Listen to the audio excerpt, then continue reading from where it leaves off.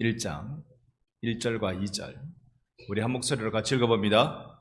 태초에 하나님이 천지를 창조하시니라. 땅이 혼돈하고 공허하며 흑암이 깊음 위에 있고 하나님의 영은 수면 위에 운행하시니라. 아멘.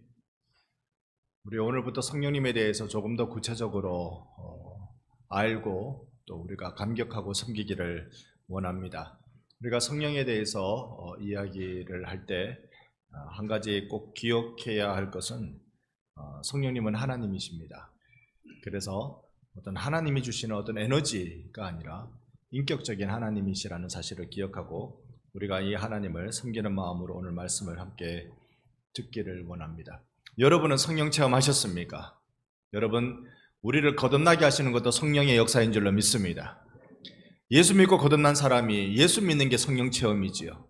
예수 믿는 게 성령 체험입니다. 우리가 성령 체험했습니까? 이렇게 얘기하면 덜컥 겁부터 나는 것은 무슨 신비한 체험을 해야 하는 줄 아는데요. 성령의 체험은 인격이신 성령님을 만나는 겁니다. 그러니까 우리가 무슨 방언을 해야 되고 예언을 해야 되고 병 고치는 능력을 가져야 또 그렇게 병 고쳐져야 성령을 체험했다라고 생각하는데 성령님은 에너지가 아니죠. 성령님은 인격의 하나님이십니다. 그 하나님을 내가 만났느냐? 이게 중요한 겁니다. 오늘 이 오후 시간도 그 하나님을 만나는 은혜가 있기를 축원합니다. 성령님을 만나는 경험하는 그 인격적인 체험의 일이 성령을 경험했습니까? 라는 말에 예, 아멘으로 우리가 화답할 수 있게 되는 것입니다. 자, 우리가 성령님을 신약의 성령님만 우리가 보기 때문에 자꾸 전도의 영, 복음 이런 것으로 집중합니다. 그게 매우 중요합니다.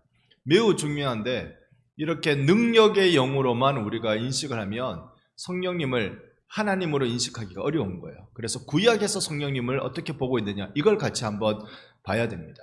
그래서 오늘은 창조의 영으로서의 성령님을 같이 잠깐 짧은 시간이지만 우리의 이해가 허락되는 대로 같이 살펴보려고 합니다.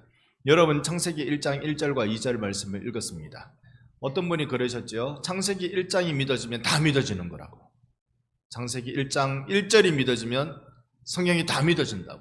1장 1절 여러분 눈을 씻고 비비고 다시 한번 1장 1절을 우리 함께 읽어보겠습니다. 태초에 하나님이 천지를 창조하시니라. 아멘. 하나님이 창조하신 줄로 저는 믿습니다. 하나님이 온 세상을 창조하신 걸로. 창세기 1장 1장에 나타나는 천지를 창조한 것은 물질뿐만 아니에요. 공간뿐만 아니라 시간도 하나님이 창조하셨어요. 그러니까 이 모든 것을 하나님이 다 창조했다는 사실을 저는 믿습니다. 여기서부터 성경은 시작됩니다. 그러니까 1장 1절이 믿어지면 성경을 받을 수 있는 겁니다. 1장 1절이 안 믿으시면 교회 오기 어려운 거예요. 교회 와도 힘든 거예요. 여러분 예수를 믿는 건 그러니까 이건 자연적인 현상입니까? 신비적 현상입니까? 신비적 현상이죠. 성령님이 내 마음속에 신비롭게 역사하지 않으시면 내가 예수가 안 믿어지는 겁니다. 이 경험은 정말 해본 사람만 말씀드릴 수 있습니다. 오늘 제가 이 오후 예배 들어오기 전에 뒤에서 남 몰래 아무도 몰래 커피를 한 잔 태워 먹다가 권사님들한테 들켰네요. 네, 오전에 그 커피를 마셨거든요. 그거 있잖아요, 맛있는 커피. 그 흰 가루가 좀 들어가는 맛있는 커피 그거. 우리 뒤에 저 쌓아놨는 거 저거를 일주일에 하루에 한 잔은커녕 일주일에 몇 잔 못 마십니다. 그런데 그걸 조용실히 타서 먹었습니다. 권사님이 보시면서 뭐라고 했던가? 사모님 아나요? 뭐 물었던가? 그런 것 같아요. 안 볼 때 먹는다 그랬습니다. 아무도 몰래. 그런데 그걸 맛본 사람은 못 끊어요. 끊어지지가 않아요. 그 달달한 커피를 여러분 아시죠? 제가 드리는 말씀에 여러분도 같이 공감하시는 거죠? 그거를 어떻게 끊는데요? 그러니까 안 볼 때 많이 마셔야지. 여러분 우리가 예수를 믿는 것 이건 믿는 게 아니라 믿어지는 거다. 이거 믿어본 사람만이 그걸 아는 거예요. 이전에는 믿는 건 줄 알았는데 그렇게 믿고 살다 보니까 이거는 내가 믿는 게 아니라 하나님이 은혜 주셔서 내가 믿어지는 거라는 걸 그때서야 발견하게 되는 겁니다. 그 달달함을 아실란가 모르겠네요. 여러분, 예수를 믿는 것이 나에게 믿어지는 은혜로 들어왔기 때문에 내가 믿기 시작한 것이죠. 내게 믿어지도록 만들어주신 분이 누구예요? 성령님이시잖아요. 그 성령님이 어떤 일을 하고 계시는가? 우리가 1장 1절을 봤습니다만 천지를 창조하십니다. 그러니까 우리가 창조 그러면 삼위 하나님을 신학교에서 공부할 때는요, 성부 하나님이 창조의 하나님으로, 성자 예수님이 구속의 예수님으로, 성령 하나님을 구원을 우리에게 적용시켜 주시는 하나님으로 그렇게 우리가 배우거든요. 그러나 창조의 사역도 삼위 하나님의 사역이고 예수의 십자가 지심도 삼위 하나님의 사역이고 그 십자가의 은혜가 내 속에 확 들어오는 구원의 적용도 삼위 하나님의 사역입니다. 이 삼위 하나님의 사역 중에 하나 창조의 사역을 같이 보고 있습니다. 그런데 잠깐 넘겨주시면 신학교에서 배우는 어려운 얘기 여러분께 말씀드리고 싶지는 않고요. 신론이라는 과목을 배웁니다. 이걸 배우는데 다들 어려워해요. 그나마 저는 이 신대원에 가서 이 공부를 할 때요, 그래도 교수님이 재밌는, 잘 가르쳐주는 멋진 교수님한테 배워서, 총신의 최홍석 교수님이라 그러면 각 신학교마다, 이 표현은 틀렸습니다만 틀린 채 들어주세요. 각 신학교마다 교수님들 중에 성자 반열에 있을 법한 그런 분들이 한 분씩은 꼭 있거든요. 총신에는 최홍석 교수님이었어요. 그 교수님이 정말로 영감 있게 뭐랄까요, 은혜가 가득한 채 이 가르쳐 주셨으니까 참 저는 재미나게 이 신론을 들었습니다. 그런데 이 하나님에 대한 신학을 공부하면 처음에 하나님의 이름, 하나님의 성품, 삼위 하나님 이런 거 쭉 배우다가 그 다음에 하나님의 사역을 배웁니다. 하나님 어떤 일을 하시는가, 하나님 어떤 일을 하시는가 쭉쭉쭉쭉 배우지만 그 중에 오늘 저는 여러분과 작정과 예정 이야기를 잠깐 하려고 합니다. 무엇과 무엇요? 작정과 예정. 들어보긴 들어봤는데 무슨 말인지 모르는 것 같고 그렇잖아요. 그죠? 그거 오늘 저랑 잠깐만 좀 같이 생각을 좀 해봅시다. 작정. 딱 글씨 예쁘다. 작정이라는 말은 하나님이 온 세상을 창조하실 때 가지고 계셨던 계획이 이걸 얘기하는 겁니다. 하나님이 가지고 계신 계획. 그러니까 작정 속에 예정이 있어요. 왜냐하면 작정은 온 우주를 향한 하나님의 계획이 작정이고요, 예정은 인간을 포함한 도덕적 존재를 창조하시기 위한 계획이 예정입니다. 여기에 주로 인간입니다. 하나님은 우리를 이 땅에 태어나게 하시도록 작정하신 거죠. 그런데 특별히 인간이기 때문에 그걸 우리가 뭐라고 부른다고요? 예정이라고 부릅니다. 오, 예능가 하면 안 되는데. 오, 예능가 하면 안 되는데. 옆에 분께 인사합시다. 당신은 하나님의 예정으로 태어났습니다. 아멘입니까? 제가요, 눈, 코, 입 위치가 제 맘대로지만, 그러나 여러분, 제가 이래 봬도요, 하나님의 예정으로 태어난 존재라고요. 저 혼자는 할렐루야입니다. 다시 옆에 분께 인사합시다. 나는 하나님의 예정으로 태어났습니다. 어쩌라고? 나는 하나님의 예정으로 태어났다고. 이 도덕적인 존재, 그러니까 영적인 존재를 이야기하는 거예요. 영적인 존재는요, 우리가 특별히 작정 중에서 예정이라고 불러요. 그러니까 작정이 더 큰 의미고요, 그 안에 예정이라는 의미가 있다는 겁니다. 천사를 지은 건 하나님의 예정 맞죠? 마기노메 쉐이리를 지은 것도 하나님의 예정입니다. 이 예정입니다. 하나님의 예정. 자, 이제 우리가 그러면서 하나님의 작정과 예정은 그럼 뭐냐라고 물을 때 그건 바로 하나님의 창조와 섭리의 역사로 그걸 이루신다는 거죠. 하나님이 창조하셨습니다. 온 세상 만물을 창조하셨고 도덕적인 존재를 창조했으니까 하나님이 저를 만드신 게 틀림없습니다. 시편에는 나를 만든 게 얼마나 놀라웠으면 시편에 이걸 가지고 우리에게 시편이 노래하기를 신, 묘, 막, 측, 이걸 흔히 우스갯소리로 신, 묘, 망치, 우스갯소리로 그렇게 얘기했는데 이렇게 하면, 이런 말 하면 안 돼요.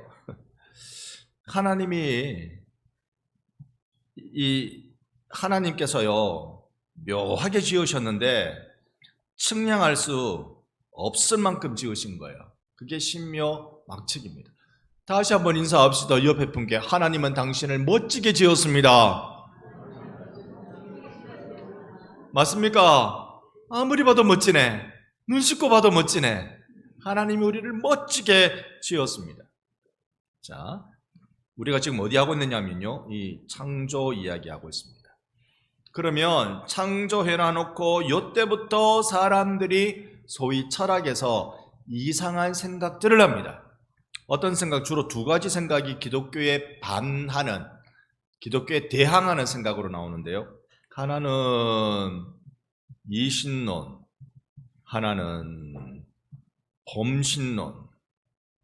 이게 무슨 말이냐? 쉽게 풀면 이렇습니다.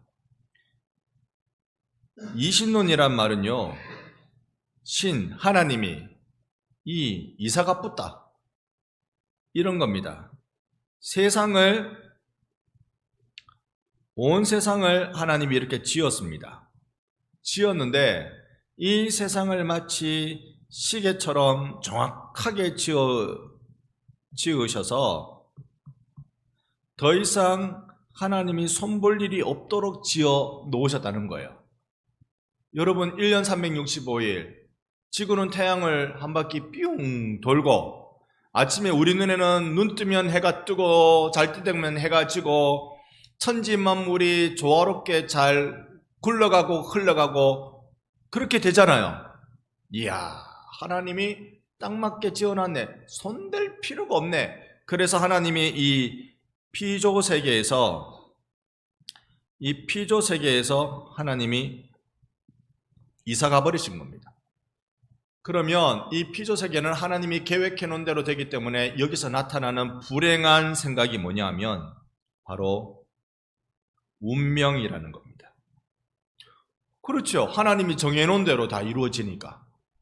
정해 놓은 대로 다 이루어지니까 이거 신의 운명이다.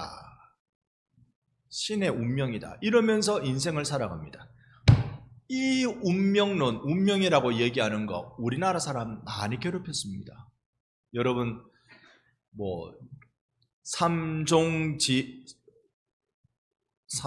삼종지도라고 부르죠. 여자가 평생 세 명의 남자를 따라야 된다. 그거 맞죠? 첫 번째 누굴 따라야 됩니까? 아버지를 따라야 돼요. 이 절대적인 따름을 얘기합니다. 아버지 따라야 돼요. 그 다음에 남편 따라야 돼요. 그 다음에 아들 따라야 돼요. 여자분들, 우리 여성도님들, 이 말 들으면 참 안심이 됩니까? 억울합니까? 어때요? 태어나자마자 아버지 따라야 되고, 그냥 따르는 게 아니고 절대적으로 복종, 절대적인 복종. 시집 가가지고 남편 따라야 되고, 자식 다 키웠더니 이제 아들 따라야 되고, 참 기뻐 못 살겠습니까? 억울해 죽겠습니까? 어느 겁니까?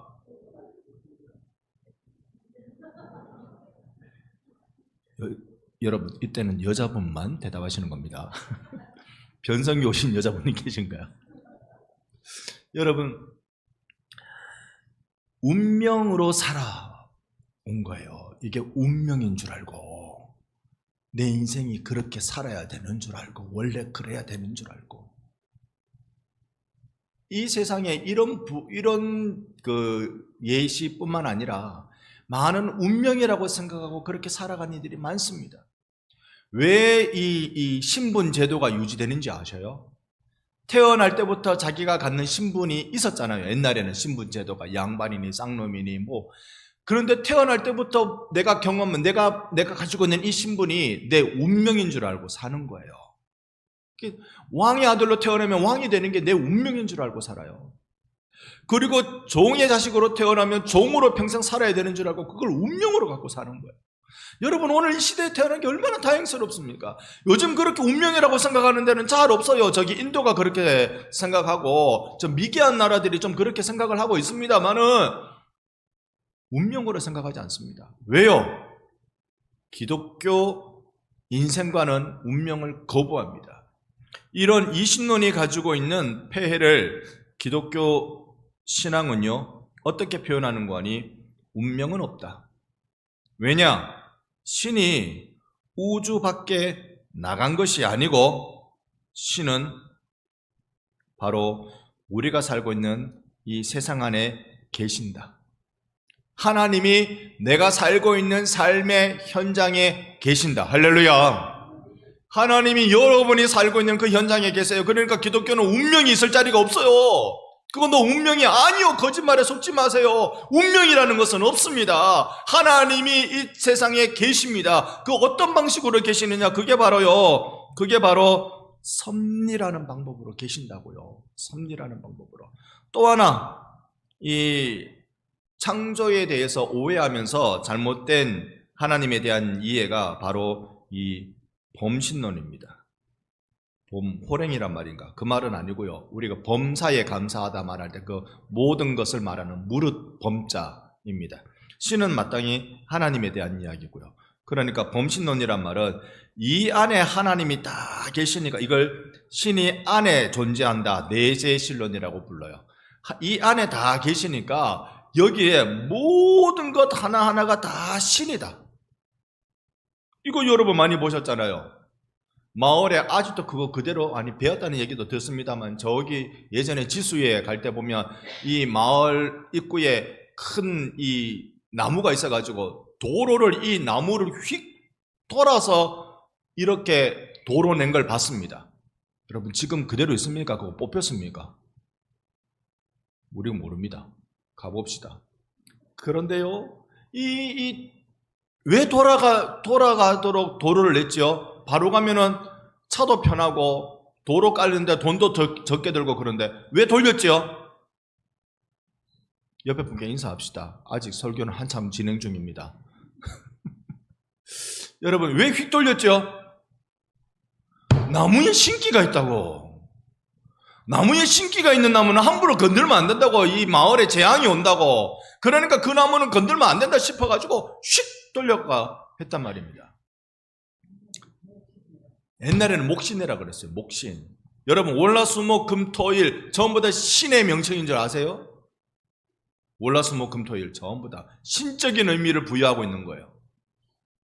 여러분 이 범신론에 빠지면요, 여기에서 요즘 늘 나오는 게 개인주의, 달리 말하면 내가 제일 중요해. 여러분 내가 제일 중요합니까? 나처럼 옆 사람도 똑같이 중요합니까? 나처럼 옆 사람도 똑같이 중요하죠. 내 목숨이 억수로 귀한데 옆에 사람 목숨도 억수로 귀한 겁니다. 내가 배가 고프면 밥을 먹어야 되듯이 옆에 사람이 배가 고프면 밥을 먹어야 돼요. 근데 이런 의식은 지금 자꾸 사라지고 내가 제일 중요해. 내가. 이 개인주의가 범신론에서 비롯됩니다. 왜? 나는 신이다. 나는 신이다. 범신론에 빠져들면 이 범신론에 빠져든 종교가 주로 불교, 힌두교 이 종교들과 범신론에 빠지고요. 이신론, 초월신론이라고 말하는 이신론에 빠지던 건 모슬렘, 이슬람교 이런 종교들이 이신론에 빠져들입니다. 그러니까 이슬람교는 신의 뜻이다 그러면 자살 테러도 하잖아요. 신의 뜻이다. 범신론은 그러니까 어쨌든지 내세에 잘 태어나려고. 지금은 내가 이렇게 고생스러워도 고생하고 착한 일 많이 하고 고생하고 착한 일 많이 하면 그 다음에 태어날 때는 다음 생에 태어날 때는 좀 더 잘 태어난다 싶어가지고 그렇게 하는 거잖아요. 여러분 내 생에 잘 태어나실래요? 오래전에 말씀드렸습니다.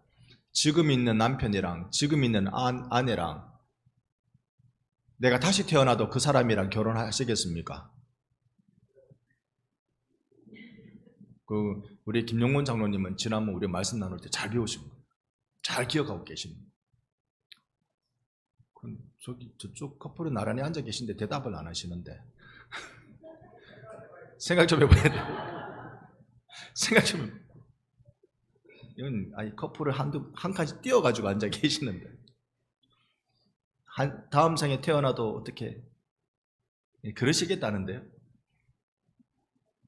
자, 여러분, 다음 생에 태어나면 지금 내 아내랑 지금 내 남편이랑 또 다시 결혼할 것인가? 에 대한 질문에 여러분 무조건 예라고 하세요. 무조건 예라고 하세요. 왜요? 다시 태어날 일이 없거든. 다시 태어날 일이 없거든. 괜히 아니요 했다가 괜히 생각해보고요 했다가 오늘 저녁 반찬이 달라지는 거예요. 그러니까 무조건 예라고 하는 거야. 무조건 예라고. 다시 태어날 일이 없어. 다시 태어날 일이 없어. 범신론은 다시 태어난다고 보는 거예요. 모든 게 다 신이니까. 그래서 이 힌두교 신도들은요, 소고기를 안 먹어요. 안 먹는 이유를 처음엔 저는 몰랐어요. 근데 나중에 공부하면서 알았는데요. 소는 우리보다 이 윤회, 그러니까 죽었다 태어나고 죽었다 태어나고 죽었다 태어나는 이 윤회의 사슬에 인간보다 더 앞선 존재래요. 그러니까 인간보다 더 득도한 존재라. 그러니까 내보다 더 뛰어난 득도한 존재를 내가 어떻게 잡아먹어요? 그래서 소는 안 먹는데. 어디 소고기집 가서 먹으려고 갈 때 여러분 꼭 힌두교 신자 옆에 있으면 많이 먹습니다. 네. 운명론 있죠. 그리고 20논은 운명론이라면 범신론은 나는 신이다. 윤회론 그렇게 빠집니다. 자, 어려운 얘기 드렸어요. 이렇게 어려운 말씀 드린 이유가 사실 있습니다. 제가 이렇게 콜록콜록 하는 건 절대 코로나가 아니고 커피를 많이 마셔서 의사 선생님이 그랬습니다. 커피를 줄여야 기침이 안 나온다고. 커피를 마시지 말라고. 이 커피 카페인이 이제 기침의 원인이라 그랬습니다. 근데 어떻게 하겠습니까? 여러분 한두 번 기침하는 거 양해해 주십시오. 커피는 못 끊겠습니다. 섭리 부분에 와서요, 우리가 이 하나님의 작정과 예정에 있어서 이제 창조는 우리 같이 봤습니다. 하나님이 이 세상을 창조하시는데 그냥 창조한 대로 내버려 두시는 것이 아니라 그 안에 하나님이 꽉 붙드는 개입을 하고 계신다. 이게 기독교 신앙입니다. 하나님이 개입하고 계세요. 개입하고 계시기 때문에 운명론이 있을 자리가 없는 거예요. 운명은 개입 안 하는 거예요. 근데 하나님은 섭리로 개입을 하고 계시는 겁니다. 자, 개입하고 계시는데 그걸 우리는 어려운 신학 용어로 섭리라고 부릅니다. 이 섭리의 방법은 보전, 협력, 통치, 특별 섭리라는 말인데 이건 도대체 무슨 말이래요? 쉽게 시간이 많이 가기 때문에 쉽게 간단하게만 말씀드릴게요. 보전이라는 말은 지키는 거잖아요. 하나님이 세상을 창조하시고 그냥 내버려 두시는 것이 아니라 지금도 지켜주고 계시는 줄 믿습니다. 딱 지키고 계시는 거예요. 기후위기가 우리한테 위기인 건 맞아요. 그런데 기후위기 때문에 세상이 멸망하는 것이 아니라 하나님의 때가 되면 세상이 멸망합니다. 기후위기는 우리가 극복해야 될 문제예요. 극복해야 될 거예요. 그러니까 극복할 마음을 가져야 되지 나 몰라라 하고 있는 건 하나님의 섭리에 반하는 일입니다. 하나님은 세상을 보존하고 계십니다. 보존하시되 협력이라는 말은요, 협력이라는 말은 온 세상을 움직이는 제1의 원인의 하나님이십니다. 맞죠? 온 세상을 움직이시는 지구가 태양을 도는 것도 하나님이 하시는 일인 줄 믿습니다. 가만히 있는 태양이 과학자들이 천문학자들이 살펴보니까요, 태양이 세상에 어느 별을 중심으로 돌고 있더래요. 어느 별 중심으로 돌고 있을까요? 북두칠성, 북극성. 그 중에 이 북극성을 향하여서 태양이 돌고 있더래요. 세상에 사람이 똑똑해도 이만큼 똑똑하네. 그러니까 온 우주의 별들이 다 나란히 돌고 있는 것도 하나님이 제1원인이십니다. 그런데 인간사 보니까 제2원인이 등장해요. 제2원인이 주로 인간입니다. 세상의 기후 위기를 초래한 존재는 누굽니까? 인간이에요. 여러분, 새가 그렇게 하지 않았고 바다의 고래가 그렇게 하지 않았습니다. 유독 인간만 이상한 짓을 해서 엉망이 돼가고 있습니다. 이 세상에 뭔가 제2의 원인으로 뭔가 일을 그르치고, 또 반대로 인간이 정말로 사람들을 살만한 세상을 만들어가는데 핵심적 역할을 해요. 여러분, 의료대란이라고 많이 말들을 해서 우리가 큰 걱정입니다만, 의료대란 일어나기 전에 우리가 병원 가는 거 자연스러웠습니다. 우리나라에서는. 미국에서는 엄두를 못 낸대요. 제 친구 미국에서 유학 가서요, 자기가 직접 그런 건 아니고 봤다는데 손가락에 8발 꿰매는데 우리나라 돈으로 수백만 원 들었답니다. 그거 우리 상상 안 되죠. 손가락 찢어져서 8발 꿰매는데 우리로면 의료보험 처리를 딱 하면 한 10,000몇 원 주고 오지 않을까요? 많으면 한 8만 원, 한 발에 10,000원씩 치고. 그러니까요, 우리나라가 왜 이렇게 병원 가는데 겁나지 않죠? 그건 의료보험 제도가 생겼기 때문에 그렇습니다. 의료보험 제도는 옛날에 청십자로부터 시작된 거죠. 고신대 보건병원 그 의사 선생님, 그분을, 네? 누구? 네? 장기려 박사님을 통해서 청십자 의료보험 제도가 생기면서 전두환 대통령이 그걸 받아서 우리나라 전 국가적으로, 박정희 대통령이 그걸 받아서, 헷갈리는데 누가 받았는지, 박정희 대통령일 거예요. 1970년대니까. 의료보험 제도가 우리나라 안에 생겨나고 지금은 전 국민이 다 의료보험 혜택을 보잖아요. 그러니까 인간을 부유롭게 만드는 것도 인간이에요. 자, 그러면 인간은 소위 제2의 원인이라고 불러요. 제2의 원인. 제2의 원인은 그런데 잘한 일이 많을까요? 못한 일이 많을까요? 여러분을 보시면 돼요. 저 자신을 보시면 돼요. 잘한 일이 많아요? 못하는 일이 많아요? 못하는 일이 많으면 세계가 점점 더 짜부러지고 못 살 것 같고 힘들고 그래야 되는데, 여러분 10년 전, 20년 전, 30년 전, 그리고 가능하면 40년 전 세월을 보시고 지금은요, 그때보다 더 살만합니까? 더 못 살만합니까? 어떠시대요?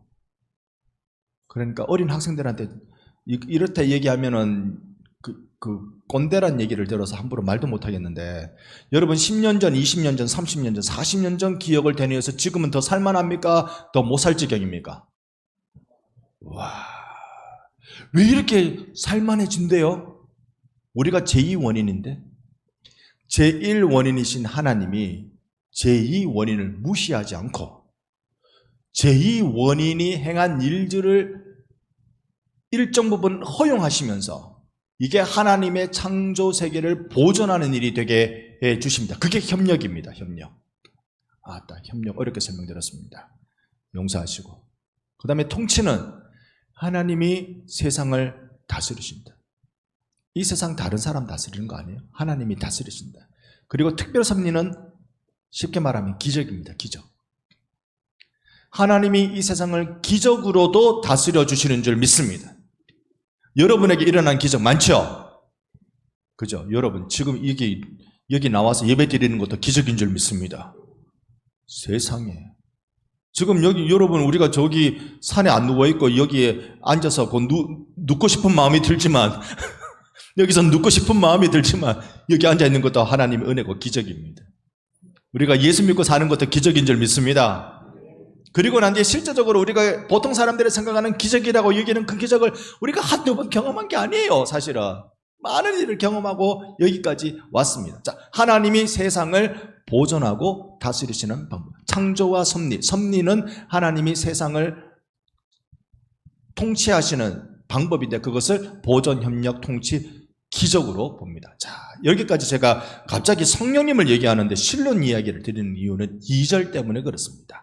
창세기 1장 2절 때문에 그렇습니다. 2절 보고 계신다면 함께 같이 읽습니다. 땅이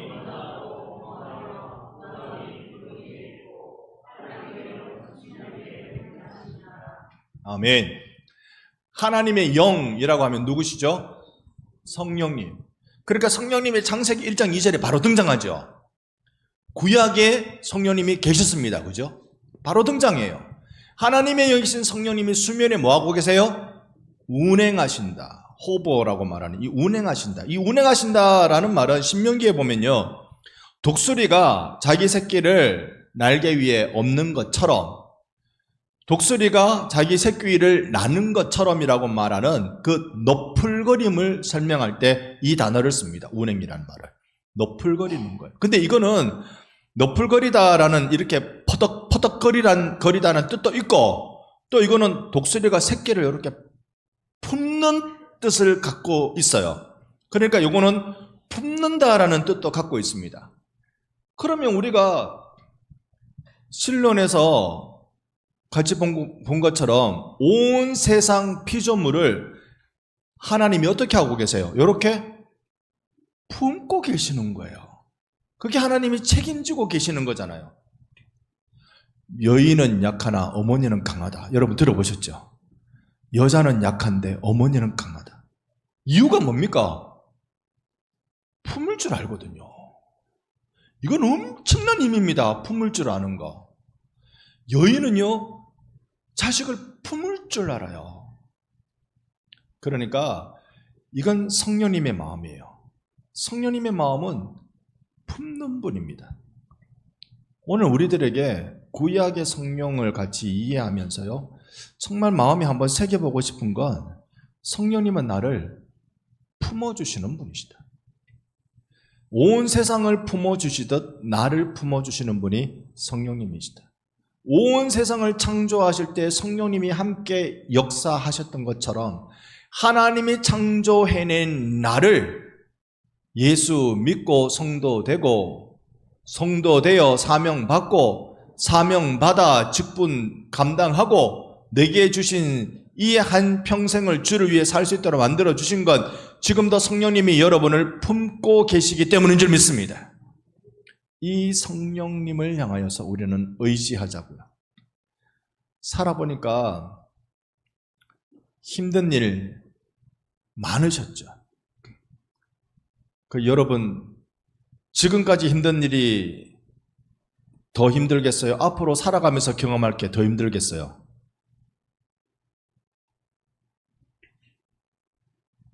그거는 어떠실 것 같아요? 지금까지 살아온 게 엄청 힘들긴 했을 것 같은데 앞으로 살 날은 이것보다 더 힘들겠어요? 덜 힘들겠어요? 살아봐야 알지, 일단. 살아봐야 알지. 근데요, 더 힘들 수도 있고 덜 힘들 수도 있겠죠. 그럴 수 있을 거예요. 그러나 여러분, 우리가 주의 덮어주시는 은혜 날개 속에 있다는 걸 잊지 말아주세요. 거기에 있어요. 그래서 우리 인생에 하나님이 이렇게 덮어주시는 거. 어미 독수리가 새끼를 못 살게 군다면서요, 저기 절벽에 둥지를 털어가지고 거기에 알을 나누면 이 새끼가 깨가지고 삐약삐약거리면서 엄마 독수리가 가져다주는 모이를 먹다가 날개가 커지고 조금 살찌고 조금 이 큰 독수리 모양이 되면 밀어가지고 떨어뜨린다면서요. 절벽 밑으로 떨어뜨린다면서요. 그래 안 하면 이놈이 날개짓을 안 배우니까. 그러면 어미는 뭐하고 있어요? 밑에 날개뼈가 받는다면서요. 밑에서 날개 쫙 뼈가 받는, 그게 신명기 말씀에 너풀거리다는 뜻이 그거예요. 쫙 받는다면서요. 엄마가 자기 새끼 새를 왜 생고생 시킵니까? 날게 하려고. 하나님이 나를 왜 고생스러운 인생을 살게 하십니까? 예수의 이름으로 날게 하려고. 이 땅에서 우리가 예수 믿고 날아가는 인생 살도록 만들기 위해서. 그러니 여러분 주 안에 있습니다. 주님께 여러분을 맡기고 주님 앞에 여러분의 모든 생각도 어려운 삶도 내어드리면서 오늘도 예수의 이름으로 승리하시는 여러분 되시기를 주의 이름으로 축원합니다.